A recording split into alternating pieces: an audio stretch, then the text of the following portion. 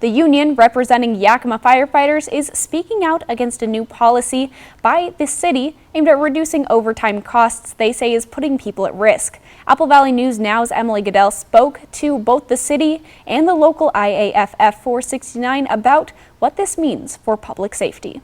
The Yakima Fire Department has been understaffed for years, and it's costing the city thousands of dollars to pay its existing firefighters to fill in the gaps. The amount of money that the city has spent on overtime for the fire department is more than, up to this point, is more than twice what was budgeted for the entire year. $1.3 million in just 6 months versus the $650,000 set aside for the whole year. Plus, a different cost to firefighters, having to work overtime up to 96 hours, whether they want to or not. Mandated shifts have been skyrocketing, which hasn't happened like ever in the 20 years previously.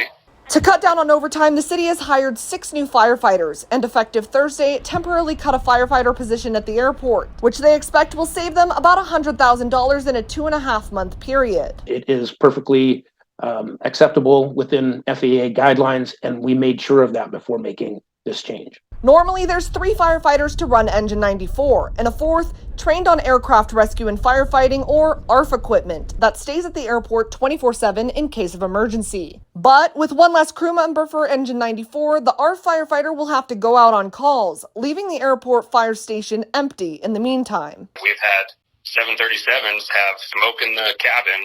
They divert to Yakima because they have an emergency, and they land here, and if there was no ARF, then, well, they're sitting on the tarmac trying to get everybody out of the plane, but who knows what's going on.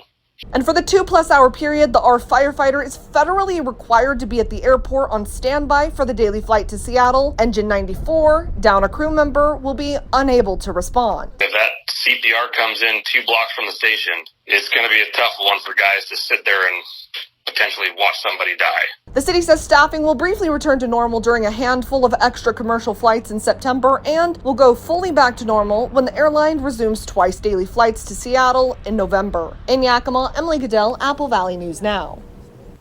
City officials say this is separate from the issues with the 2025 to 26 budget, where the fire department is set to lose 12 firefighter positions and close down a station on the west side of the city.